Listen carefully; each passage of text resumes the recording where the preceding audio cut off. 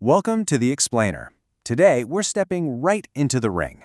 I'm going to be your debate moderator for an epic 6-round economic heavyweight face-off. We are looking at the ultimate market clash, perfect competition versus monopoly. Okay, let's just skip the pleasantries and drop right into the action, shall we? We've got two distinct market extremes here, and we're looking at 6 rounds of intense economic contrast to see exactly how these totally opposite market structures behave in the real world. In the red corner, we have perfect competition. Our sources define this as a market incredibly crowded with both buyers and sellers, where absolutely no individual firm can influence the market. Imagine a chaotic, bustling farmer's market. You're essentially just one tiny drop in a massive ocean. You have literally zero leverage to move the needle on your own. And in the blue corner, representing the absolute opposite extreme, we have monopoly. This is the undisputed heavyweight, where one single solitary seller faces a massive crowd of buyers. Because they're the only seller, the firm actually is the industry. They hold all the power to influence the market. Think of that one giant utility company that controls your entire city's water supply. Let the battle begin. How do these titans stack up across 6 brutal rounds of comparison? Well, we're going to put them side by side, feature by feature, to truly unpack the mechanics of market power. Round 1 is all about the sellers, specifically the sheer numbers involved. In perfect competition, we see an intensely large crowd of buyers and sellers. An individual firm here has absolutely zero control over the market simply because this crowd is so massive. But flip over to the monopoly. That seller stands entirely alone, and because of that completely isolated position, they've got total, absolute market influence. Now you might be wondering, with such drastically different crowd sizes, who actually gets to set the price tag on the goods being sold? That brings us straight into round 2, price policy. The competitive firm is entirely at the mercy of the broader market. They're a price taker with zero independent price policy. I mean, if they raise their price by even a single penny, buyers just vanish and go to the countless other sellers. But the monopolist? Oh, they write the rules. They're the ultimate price maker with a completely independent price policy. So for round 3, let's peek under the mathematical hood. We know one takes the price and the other makes it, but how does demand actually look on paper for these two heavyweights? Let's look at perfect competition first. The math here is perfectly flat. We're talking a perfectly elastic demand curve, which is literally a horizontal straight line parallel to the x-axis. Why? Because a uniform price prevails.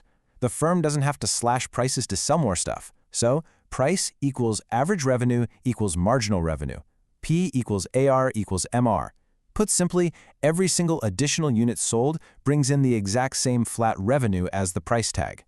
Conversely, a monopolist faces a completely different reality.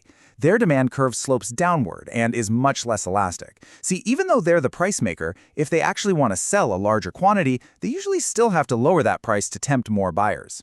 Because of this, the revenue from their next sale is always less than their average sale. So average revenue stays strictly greater than marginal revenue. AR is greater than MR. Seeing these equations side by side visually proves how a monopolist's math completely diverges from pure competition. The competitive firm is locked in that flat, perfectly equal reality, while the monopolist is constantly operating on that downward, unequal slope. Surviving a single round is one thing, but what about the long game? As we enter round 4, we've got to talk about the bottom line. What happens to the profit margins if we let these markets run indefinitely into the long run? Perfect competition is defined by completely free entry and exit. So if firms are somehow making a killing, new competitors just immediately rush into the industry, increase the supply, and drive prices right back down. Because of this, profits normalize over time. Firms can only get normal profits in the long run, but a monopoly? Their doors are tightly closed. That restricted entry prevents anybody else from coming in to compete, allowing the monopolist to just sit back and hoard supernormal or abnormal profits indefinitely. Heading into round 5, we have to ask ourselves, what's the secret sauce? Where does this massive difference in profit-making ability actually come from? Why can't the perfect competitor fight back? It all boils down to market power and the nature of the product itself. The competitive firm sells a homogeneous product. That means it's identically the exact same as everyone else's. Because there's literally zero difference between one seller's goods and the next, they have zero market power to influence the price. The monopoly, however, wields immense, large market power simply by being the sole controller. They are the only option in town. For our sixth and final round, let's talk about fairness and pricing uniformity. When you walk into these markets, can they play favorites? Like, can they charge you a completely different price than the person sitting right next to you?